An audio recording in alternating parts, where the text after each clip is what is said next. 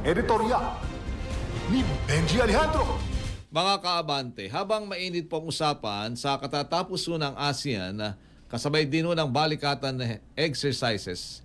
Heto ho naman, nasa Japan po ngayon ang Pangulo sa biyahe sa para ho naman sa tinatawag na summit o state visit. Sa unang tingin, tila po simpleng state visit lang ho ito. Pero kung susuriin, malalim mo ang implikasyon sa ating bansa. Hindi po lingid sa ating kaalaman na muling lumalakas ho ang presensya ng Amerika sa Asia sa pamamagitan ho ng mga kasunduan gaya ng Mutual Defense Treaty at EDCA. Ginagamit po ang Pilipinas bilang springboard sa kanilang tunggalian laban ho naman sa China ang tinatawag pong balikatan exercises. Pinakikita ho na bilang partnership pero sa totoo lang, inilalagay ho tayo sa gitna ng tensyon na hindi po natin kontrolado. Samantala, ang Japan sa pamumuno po ni Prime Minister Sanae Takaichi, mabilis ho namang nagmarcha tungo sa pagbabalik bilang kapangyarihang militar ho ng Japan. Mula ho sa Self-Defense Force, binabago po nila, Target ho nilang itaas ang defense spending sa 2% ng GDP ngayong taon. Mas maaga po ito kaysa sa inaasahan. May mga paniwagan na rin sa mga radical ho na grupo. Yung baguhin po yung kanilang non-nuclear status. Tinalakay ho natin yan kanina kay Professor Simbulan.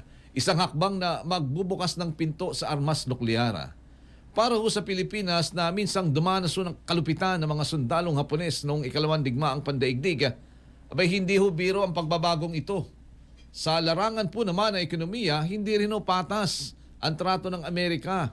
Ang ibinibigay yung discount na sa taripa sa atin ng mga goods ay mas mababa kumpara sa ating mga kapitbahay sa ASEAN at malalapit ito na kaalyado ng Washington. Habang ipinagmamalaki po ng pamahalaan ng mga pangakong tulong, nananatiling mabigat ang realidad.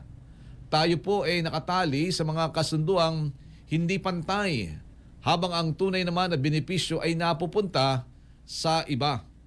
Kaya ngayon pong nakaharap si Pangulong Marcos dyan sa Japan ngayon, and we wish him luck and success.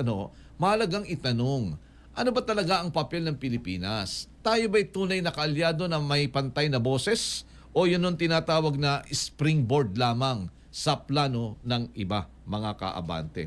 Ang ASEAN Summit po ay nagbibigay ng pagkakataon para ipakita ang liderato ng Pilipinas. Ngunit ang balikatan exercises at ang pagbisita sa Tokyo ay naglalantad ng kabaligtaran na tayo ay nasa gilid ng digmaan na hindi po naman natin pinili. Mga kaabante, tandaan ho natin, ang tunay na laban ng Pilipino ay hindi ho para sa digmaan ng mga dayuhan, kundi para ho sa palabigasan, para ho sa pagkainan ni Juan de la Cruz, para sa kinabukasan ng bawat Pilipino. Good morning!